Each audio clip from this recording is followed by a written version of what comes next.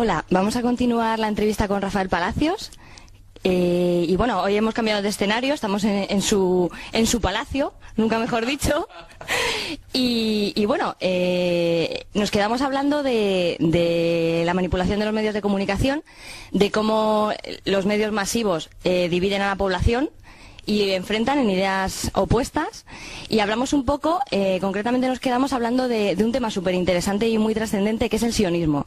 Rafa nos comentó lo que era el sionismo a grandes rasgos, y vamos a continuar un poquito con ese tema, y después vamos a entrar un poco en la presentación del libro nuevo de Rafa, que lo presenta el Día de los Enamorados, el día 14 de febrero, y nos va a contar un poquito su investigación con el libro y todo lo referente a este tema.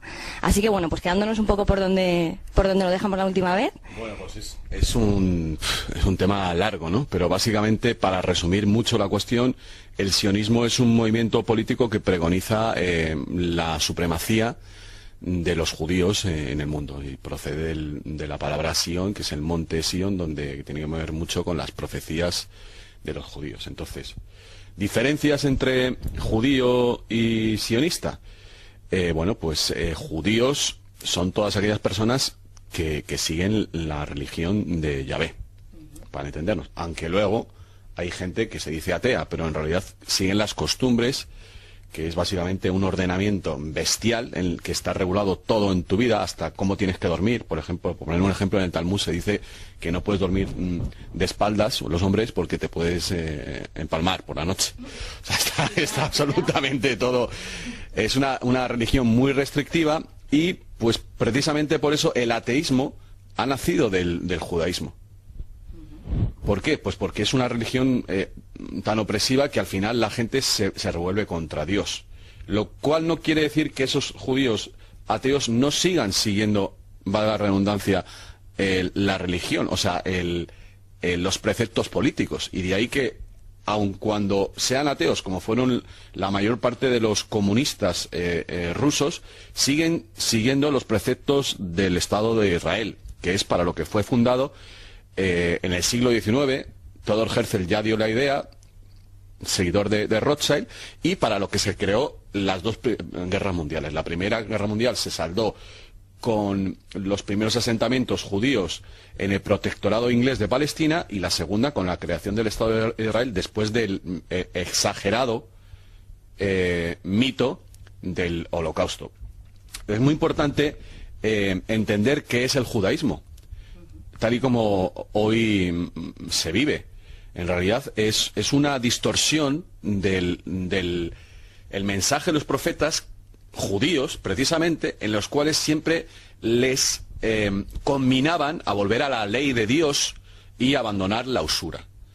Hay un versículo del Deuteronomio en el que este falso Dios llamado Yahvé, que es en realidad el Dios de la guerra y de la usura, el que le dice a su pueblo elegido, es decir, a esta casta de gente que van a ser los que gobiernen sobre el resto de los seres humanos, es decir, tú y yo y todos los demás que están viendo este vídeo, los goyín, el ganado para ellos, que ellos van a poder ejercer la usura. Entonces, ¿en qué se diferencia Yahvé del Dios verdadero? Pues muy sencillo. Cualquier Dios que se diga como tal y que solo sea Dios para un cierto grupo de personas, ontológicamente no puede ser el Dios verdadero. Porque si existe un Dios, tiene que ser el Dios de todos. Entonces, si es un Dios solo de una colectividad, ¿qué fue lo que ocurrió a lo largo de la historia cuando oímos esas batallas de, pues yo qué sé, los que seguían a Thor contra los que seguían a Istar o a Osiris o a cualquier... Estaba hablando de dioses, estaba hablando de, de entidades que hoy podemos calificar como entidades maléficas, demonios. Divide y vencerás. El que cree en Dios no puede batallar, no puede guerrear per sí mismo porque todos son sus hermanos. En cambio, cuando tú tienes un Dios personal de un pueblo elegido, ese Dios lo que hace es comprar tu voluntad, te chantajea, como chantajeó Yahvé a Abraham cuando le pidió que sacrificara a su hijo. Ese Dios sanguinario que aparece en la Biblia no es el verdadero Dios. Entonces, en la Biblia lo que ha pasado es que han mezclado el Dios verdadero con el Dios falso. Y para lo que vino ese señor que fue el Mesías esperado por los propios judíos, que cumplió todas las profecías, ese señor que conocemos con el nombre de Jesús de Nazaret, fue para decirles a los judíos: está yendo por el mal camino, Entonces, como los judíos están esperando a un Mesías que les diera todo lo que querían, es decir, que les dijera que estaba bien matar, violar a los niños, asesinar impunemente, mentir, todo lo que les permitía, pues por eso se lo cargaron. Y fue el gran Sanedrín judío. Ahora me estoy leyendo El caballo de Troya nuevo, en el cual Juan José Benítez explica muy bien todo esto, te explica, bueno, pues cómo estas sectas de aquella entonces, esos fariseos, que son los sionistas de ahora, organizaron esa conspiración con el cual comienza nuestra civilización, que nos ha mantenido ahogados con esta deuda perpetua que ahora estamos sufriendo y que ahora nos estamos dando cuenta de dónde procede toda esta falsificación. ¿A dónde quiero llegar? Pues que al final la solución de nuestra vida está pues mediatizada por tu hipoteca, por la deuda, por esta deuda perpetua en la que está todo el mundo en el planeta, está relacionada con religión intrínsecamente. En el momento que desaparezca el culto a Yahvé, en el momento que todos los judíos que me estén viendo ahora mismo decidan unirse a la humanidad y abrogar ese culto a Yahvé, dejará de haber guerras, dejará de haber deudas, dejará de haber hambre, dejará de haber todo tipo de enfrentamientos, incluido el peor de todos, que es la guerra de sexos. Bueno, también matizar un poco que la diferencia que hay entre sionismo con lo que es la raza.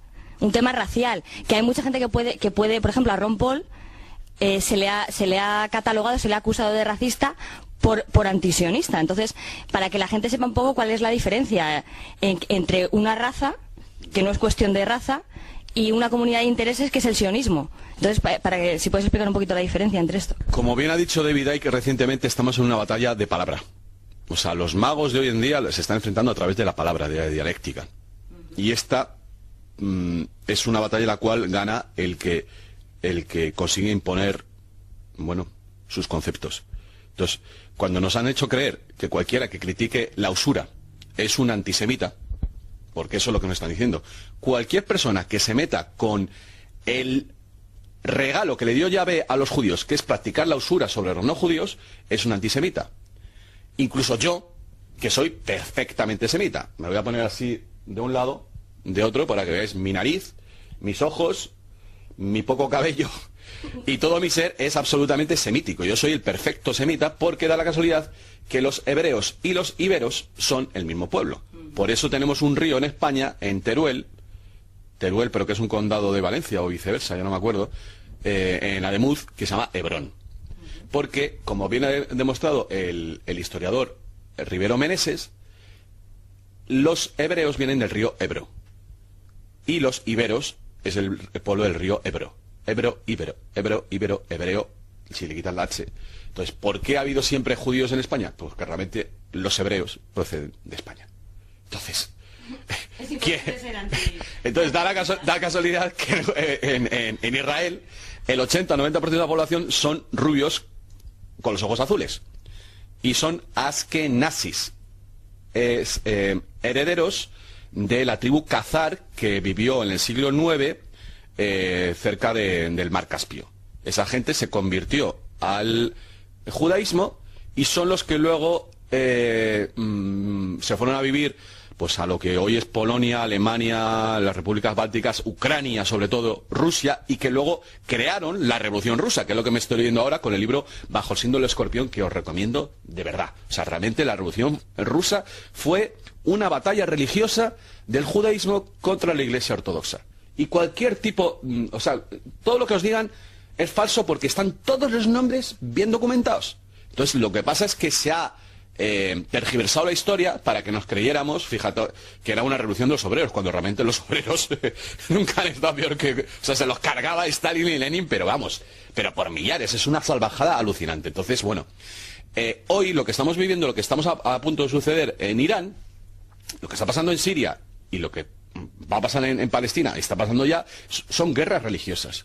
Lo que pasa es que se visten de otra manera, pero es el sionismo, que es el arma política de Yahvé para crear una devastación en el planeta, y que solo una casta, que son los adoradores de Yahvé, manejen al resto de la humanidad. Eso es, en pocas palabras, lo que está ocurriendo. Entonces, la gente que se denomina o se dice que es atea, ¿tú crees que nunca va a poder, por más que conozca la historia, la política, hay gente que realmente tiene una cultura política muy amplia, que son personas muy activas, con mucha fuerza, pero al ser ateos, crees que nunca van a poder reunir todas las piezas, ¿no? Que yo creo que es un poco de lo que adolece la izquierda, ¿no? El activismo de izquierdas. El conflicto de Palestina no se puede entender sin entender la religión. O sea, ¿qué coño están haciendo unos tipos que vivían en Europa, sobre todo, pero también en el norte de África? ¿Por qué se han ido a vivir a Palestina? ¿Qué están haciendo ahí? Están cumpliendo las profecías. Si no conoces a Daniel, a Isaías, las profecías del pueblo judío, no puedes entender lo que pasa en Palestina.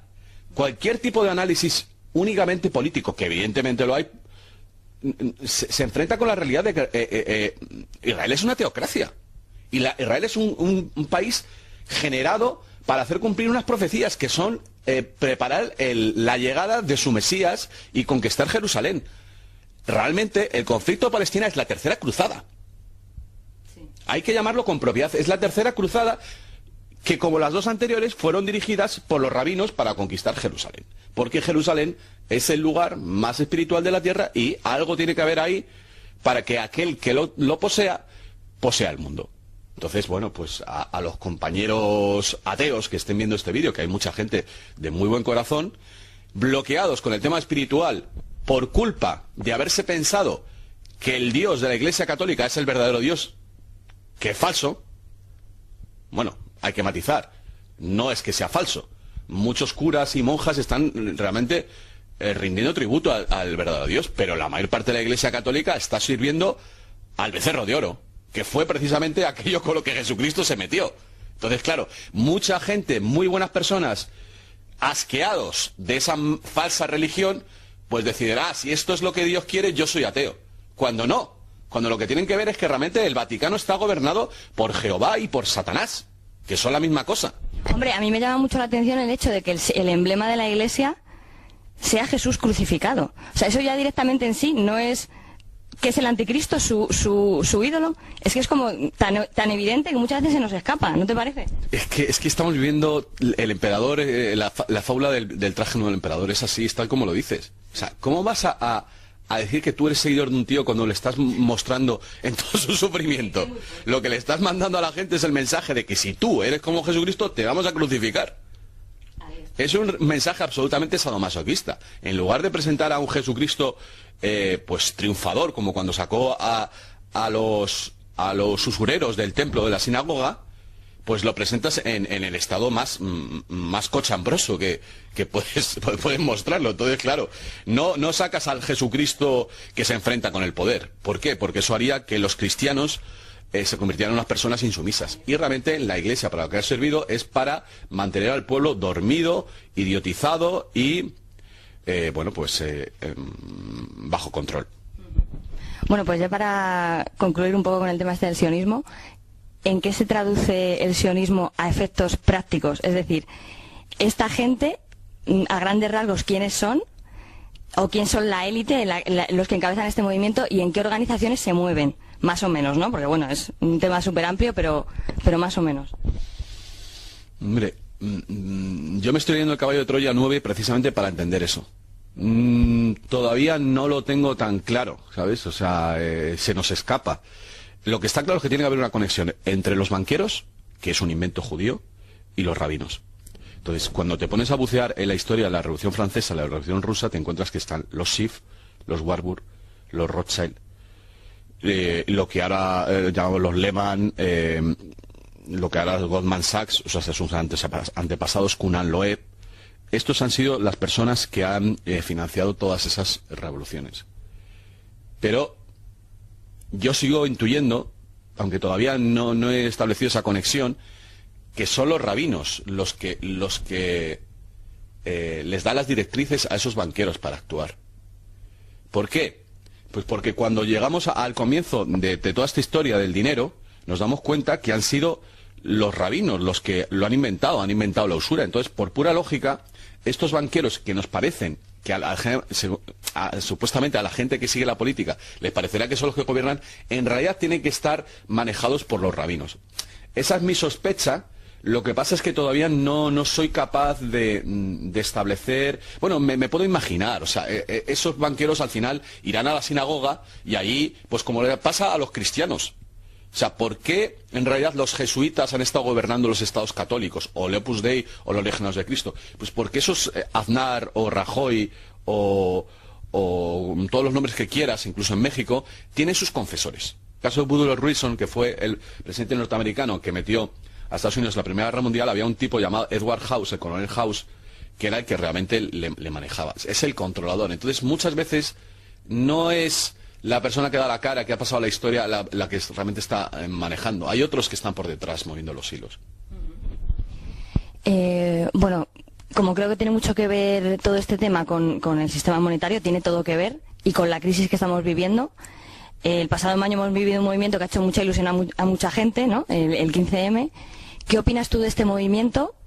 Y bueno, ¿qué crees que le falta y qué te gusta de esa iniciativa que se ha producido? A mí lo que me gustó fue en los primeros días. O sea, cuando era un caos, fue lo mejor. O sea, el desborde de creatividad, de sentido del humor, las frases, o sea, el ingenio que había los primeros días, cuando no estaba todo organizado, eso fue fantástico. Yo he vivido pocos días tan bonitos en mi vida como eso. Cuando realmente empezó a entrar la gente que está mediatizada por lo que les han enseñado en la universidad, me estoy refiriendo a gente que ha pasado por políticas, por sociología, por pedagogía, por esas carreras sociales, a los que les están adoctrinando con las propias teorías que han pagado estos banqueros y no lo saben. O sea, ellos están siendo educados, como fue con el comunismo, con aquellas teorías que han creado los propios banqueros. Entonces, claro, reproduce unos esquemas que hacen imposible que se tome, que primero, que se llegue a ninguna toma de decisiones real, y segundo, habría que hacer al revés, que se haga un análisis suficientemente profundo para ver cuál es el problema. La propia estructura de las asambleas, el hecho de que no se prime al que más sabe para que hable más y se ponga todo el mundo en condición de igualdad, es una perversa interpretación de la igualdad, que lo que hace es generar abatimiento porque no se llega a ninguna conclusión. Esa es el principal arma que tiene el poder para igualar a la baja estos movimientos, para que no salga nada realmente importante de ellos. Bueno, pues la igualdad es el principal argumento. Pues por poner un ejemplo, imaginaos que mañana hubiera, yo qué sé, decidimos hacer una ecoaldea y empezamos a hablar del urbanismo. Evidentemente todo el mundo podrá tener una idea de cómo quiere que sea la ecoaldea, pero cuando nos pongamos a hablar de construcción, imaginaos que yo, que no tengo ni puta idea de construir, pongo mi opinión al mismo nivel que la de un arquitecto o de un albañil. Entonces, ¿qué podría salir de ahí si todo se decide en la asamblea? O sea, pues mal, ¿no? Entonces, claro, el problema es que aquí se pone a analizar gente que no tiene un conocimiento del poder, se pone a analizarlo. Entonces, claro, pues no llegan a ningún lado. Entonces, ¿a dónde tiene que ir? Primero, darse cuenta que esto es planetario.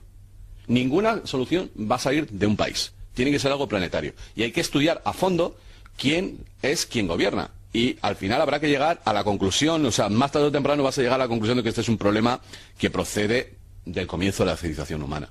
Pero claro, para eso hay que estudiar, como mucha de la gente que verá esta entrevista lo ha hecho, leernos 800.000 libros, colocar las piezas, hacer el puzzle. Entonces, claro, la gente quiere combatir al sistema con las armas que el sistema le está dando, las armas ideológicas, lo cual es totalmente absurdo. ¿Cómo te van a contar ellos precisamente? Es una gilipollez. ¿Cómo realmente el poder que maneja las universidades te va a contar las teorías y el conocimiento no te va a contar el secreto, lo tendrás que descubrir tú, ¿no? Entonces, claro, ellos se creen que leyendo El País y el diario público, que está financiado por ellos mismos, van a llegar a la conclusión.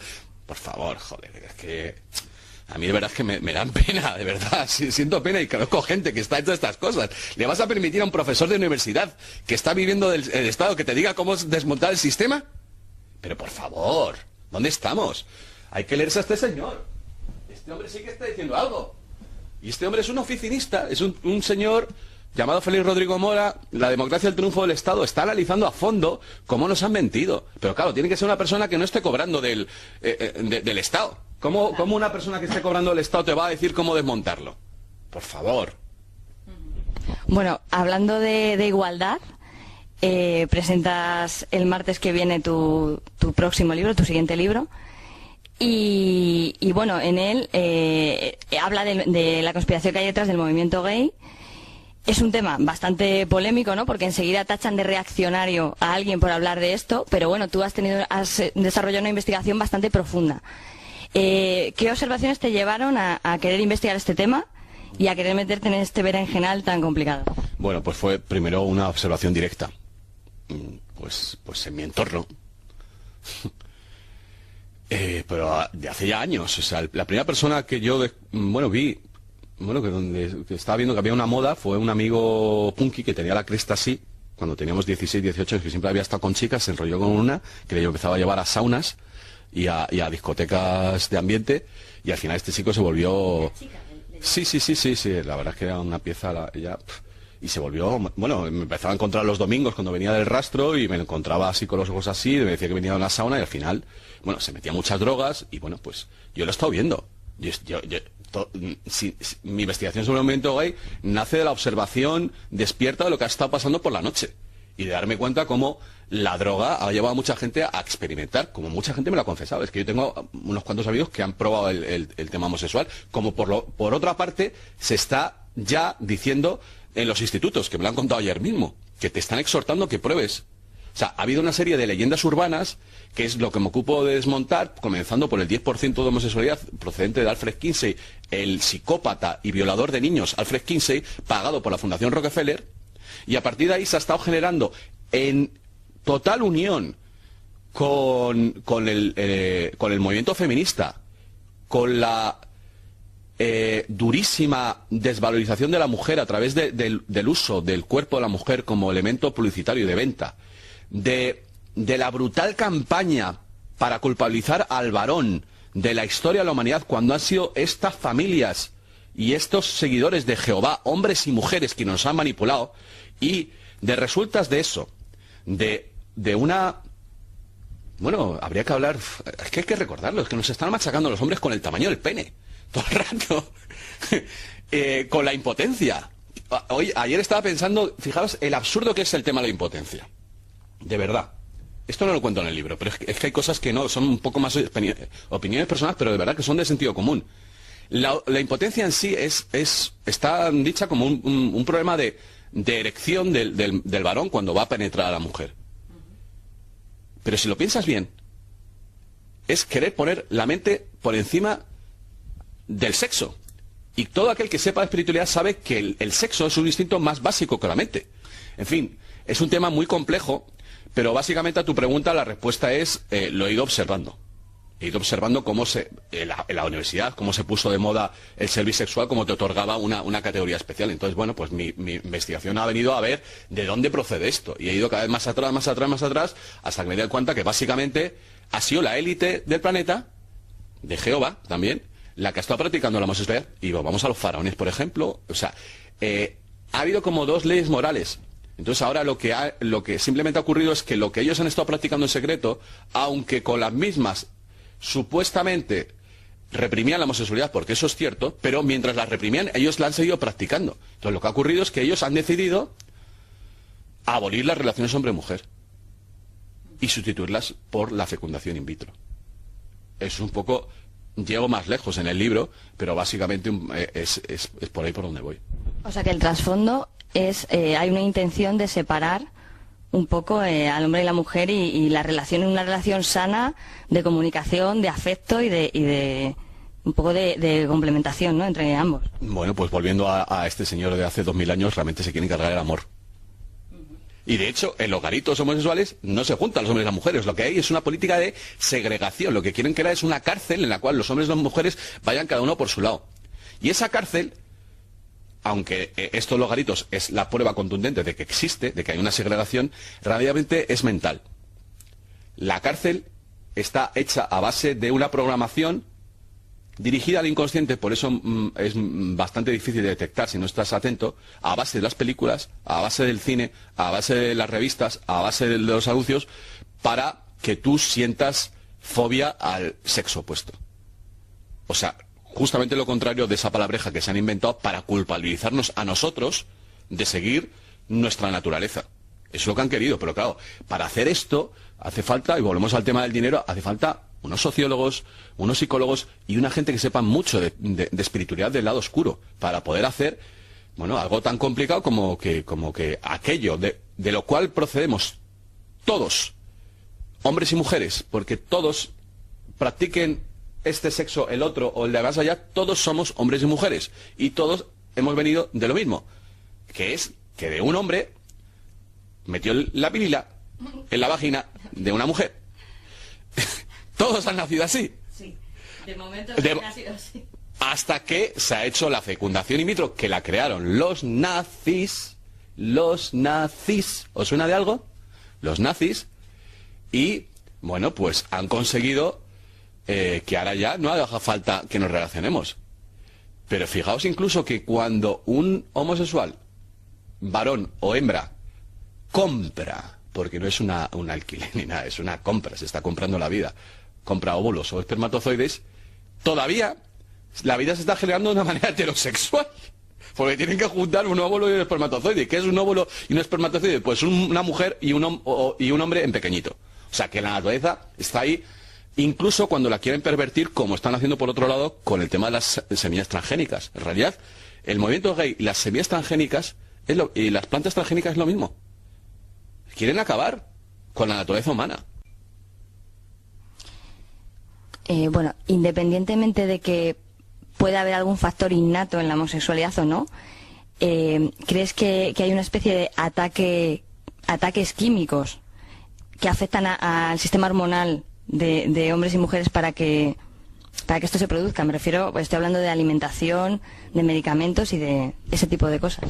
Pues sí, esto ha demostrado un grupo ecologista en Inglaterra que los llamados, en inglés le llaman, la traducción sería flexibilizadores de género, hay unos compuestos químicos llamados talatos, y hay uno en particular, el bisfenol A, que por lo visto están haciendo que no solo el ser humano, sino muchas especies animales, pues yo que sé, los peces del río Támesis, están volviéndose hermafroditas.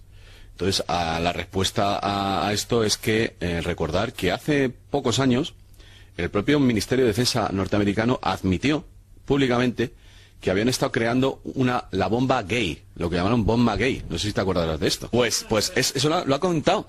La bomba gay era una bomba hormonal dirigida a, bueno, pues una especie de bomba fétida, podemos llamarla, una bomba olorífera con una serie de hormonas que lo que pretendía era que el ejército enemigo se volviera tan sexual que se pusieran a hacer sexo entre ellos.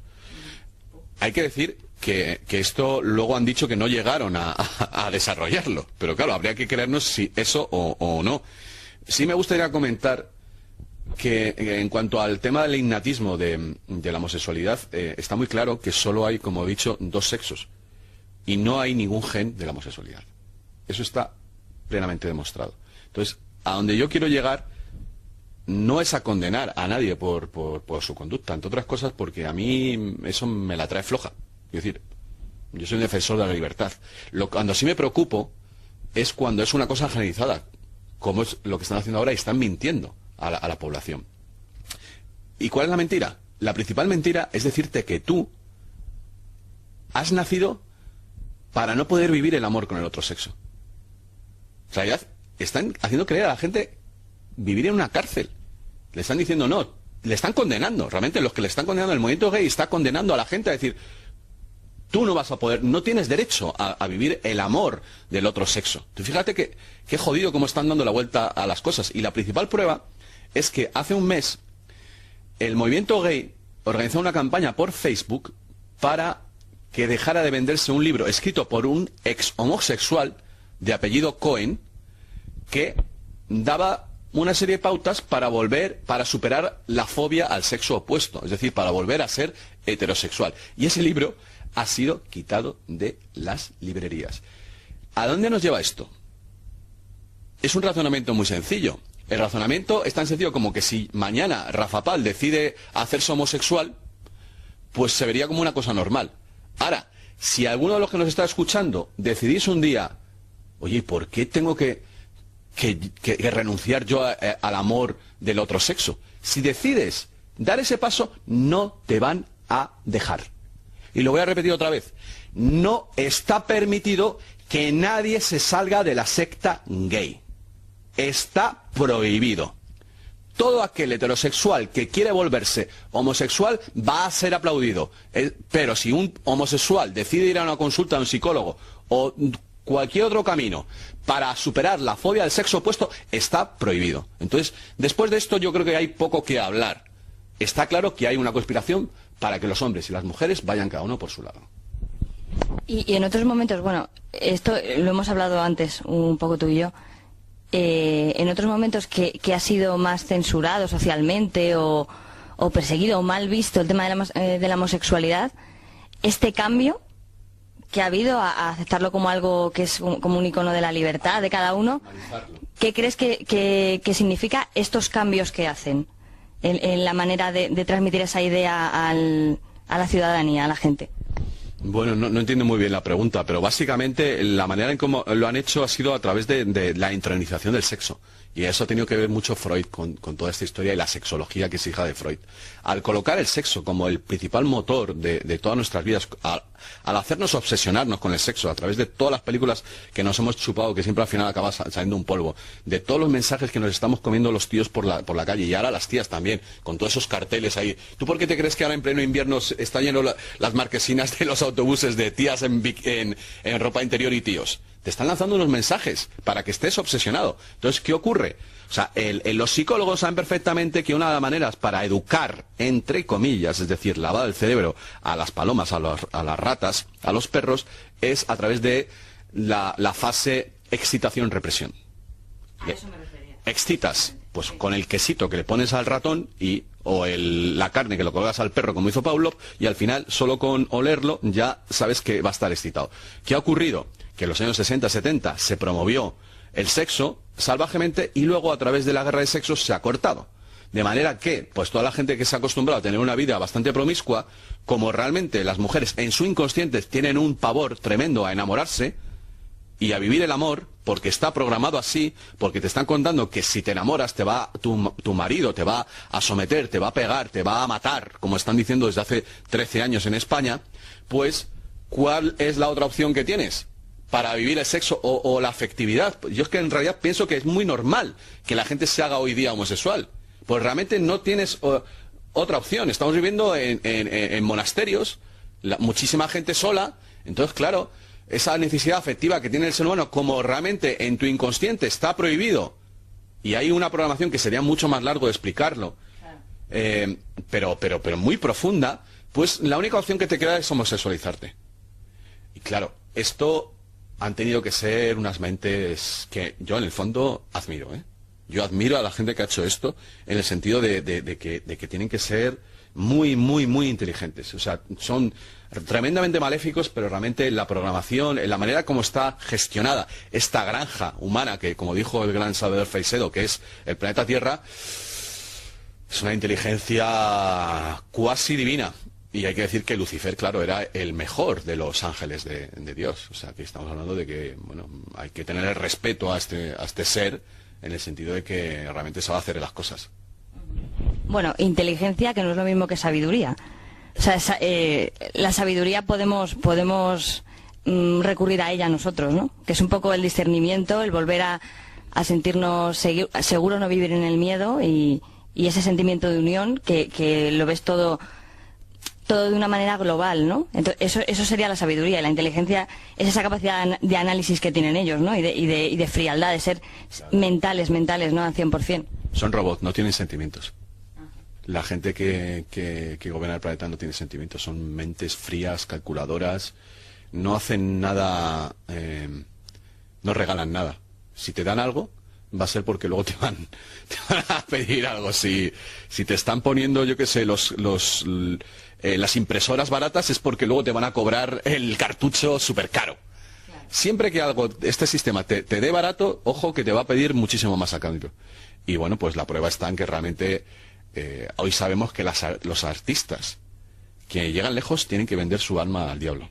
Y lo digo literalmente. El último, he visto un vídeo de Tupac Shakur, que fue asesinado por los Illuminati, que lo demuestra, que el tío se quiso salir. El rapero. Y bueno, pues lo ha reconocido Dylan, se sabe de Mick Jagger. O sea, realmente esas figuras a través de las cuales nos manipulan, pues previamente han tenido que pasar por estas ceremonias satánicas, ¿no? bueno, artistas de todo tipo, y algo de eso hablo en el libro también. Sí, bueno, de esto daría mucho para hablar y en otras entrevistas queremos tratar este tema porque bueno, es bastante complejo. Y bueno, ya pues para ir un poco acabando, a mí me gustaría preguntarte, tú como periodista, con todos los años que llevas, y has realizado entrevistas a mucha gente, ¿a quién te gustaría entrevistar que no has podido entrevistar hasta ahora? ¿Y sobre qué cuestiones o cuestión en concreto le preguntarías? Es que esto me tendría que pensar un poquito. Porque sí ha habido personas... Bueno, sí, hay una persona. Me gustaría entrevistar a Juan José Benítez. La verdad es que he entrevistado a todas las personas prácticamente que quería actualmente, pero fíjate que está aquí en España, que no está lejos, pero de acuerdo a ciertas informaciones y gente que le conoce, me estoy leyendo Caballo de Troya 9, que os recomiendo encarecidamente, con otros ojos. Y la verdad es que me encantaría poder hablar cara a cara con José Benítez y que se sincerara, pero hasta lo más profundo de lo que sabe, porque creo, sinceramente, que tenemos en España, con todo lo que está hablando de, yo qué sé, de Robert Dean, de David Wilcock, de tanta gente en Estados Unidos, tenemos una persona en España que tiene una información que posiblemente no haya otra que la tenga en todo el mundo. Y bueno, pues está ahí retirado en su finca, y bueno, con toda esta explosión de congresos sobre tema extraterrestre y toda esta cosa esotérica sobre todas las profecías, pues es una pena que este hombre no dé la cara y diga lo que sabe, porque creo que va a ser un terremoto. Así que bueno, pues a ver si Dios quiere, si consigo entrevistarle. Bueno, pues lanzado está ahí el deseo, a ver... No te adelantes, ¿eh? Bueno, ya veremos. Seguro que me lo pido. Vale, venga, lo tendré en cuenta. Bueno, simplemente ya para cerrar un poco, ¿qué deseo tienes tú para el 2012 para ti, a nivel personal? Algo que creas que te falta, ¿no? Para sentirte feliz, si es que hay algo. ¿Y cuál es tu siguiente proyecto? Porque presentas el libro el día 14... y seguro que tienes en mente ya algo, me imagino, ¿no? ¿O no? Hay una cosa por ahí que es un sueño mío de hace 12 años, que no voy a revelar, pero se está empezando a mover solo. O sea, es que yo lo que creo es que no tengo que... Pues me apetece vivir un tiempo al lado del mar. Yo nací en San Sebastián y la verdad es que me voy a dar un lujete de pasando un tiempo cerca del mar. Me gustaría ir a México este año. Me gustaría ir a Israel este año también. Pero sobre todo yo sé positivamente, y eso creo que muchos New Age que están viendo la entrevista os tendríais que plantear realmente, que cualquier deseo personal pasa por la liberación de la humanidad, por un cambio político. O sea, yo sé que pues no voy a vivir la abundancia económica, dudo mucho de que me vaya a hacer rico con ningún libro, precisamente por lo que estoy escribiendo. Y que va a ser difícil que pueda tener una casa en el campo y un coche, que no tengo, por cierto. Si antes no viene este nuevo sistema monetario. Entonces, bueno, realmente cuando yo pienso en mí, en realidad pienso en la colectividad. Cuando llegamos a un sistema justo, yo creo que voy a vivir la vida que me merezco, pero de esa manera, pues realmente focalizo todo mi esfuerzo en despertar a la humanidad, porque realmente sé que al final yo me voy a redundar en ello, y eso es un poco el mensaje que les doy a los New Age, que tanto mirándose el ombligo y pensar en, yo qué sé, en la película El Secreto y tal, y cuando realmente estamos viviendo un momento como estamos viviendo, pensar en lo individual como algo alejado de lo social, es decir, que tú puedes conseguir tu felicidad si no salimos de esta, es una idea totalmente errónea. O sea, desde ya, quítatelo de la cabeza, o sea, coge la película El Secreto y tírala por la ventana, porque es que no, de verdad, si no salimos de este sistema monetario, estamos condenados a la destrucción, es así, y lo vamos a ver claro en estos próximos meses, cuando realmente la amenaza de una guerra nuclear esté cercana, y entonces nos vamos a dar cuenta que o nos unimos todos y les decimos a los judíos, al pueblo judío me refiero, mira, veniros con nosotros, abandonad a Jehová, ya no sois el pueblo elegido.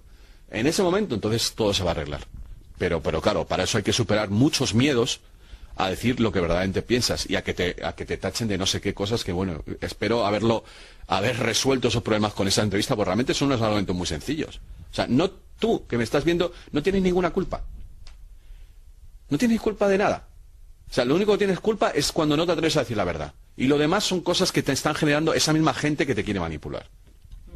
Bueno, pero un trabajo interior en paralelo a atreverse un poco a hablar, a decir la verdad y a no temer el rascar y en profundizar en las verdades, un trabajo interior creo que también no está reñido, ¿no? Porque bueno, ya al margen de lo del secreto y demás, sino conocerse uno. Por supuesto, y eso es lo que le pasa a muchos conspiranoicos que no se trabajan en el interior, que tienen unos problemas con su ego tremendos, ¿no?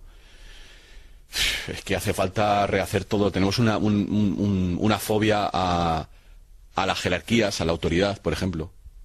La gente no sabe, claro, luego no sabe ser líder. No sabe ser líder porque no sabe obedecer. No sabe seguir al que sabe más. No sabe callarse. O sea, ¿por qué? Pues porque nos hemos derribado todas las jerarquías, toda la autoridad. De alguna manera es lógico, ¿no? Cuando nos hemos dado cuenta de que todo lo que nos han contado era mentira, pues nos hemos cargado la autoridad paterna, la autoridad del profesor, todo. Entonces, ¿qué ocurre? Que ahora, pues, todo este ambiente, digamos, conspiranoico es un absoluto caos, porque el que llega el último día pretende saber más que el que lleva 10 años. Y entonces, claro, pues no nos ponemos de acuerdo en nada, lo cual es muy beneficioso para los Illuminati. Pero, evidentemente, cuando llegas delante de un tipo como Juan José Benítez, yo no voy a poder hablarle, es que Jesucristo, porque me he visto, no. Cuando llegas a alguien delante de un tipo que sabe, dices, te callas y escuchas y atiendes. Entonces, claro, pues yo que me meto con una falsa humildad, evidentemente reivindico la verdadera humildad, que es extasiarte cuando encuentras a alguien que te puede enseñar algo. Y claro, todo eso sí que nace de un trabajo interior para quitarte las máscaras. Es que al final, es que tienes que ser tú para ser lo mejor y para recogerte en tu interior también cuando realmente la situación se merece. Entonces la gente pasa es muy bipolar, entonces pasa de soy una mierda a querer explicarle al que ya sabe lo que ya sabe. Como me ha pasado a mí, que a veces tengo que escuchar a la gente que sigue mi página contarme las cosas que yo les he contado. que graciosísimo, ¿no? Pero bueno, tienes que escuchar a la gente un poco. Vale, sí, venga.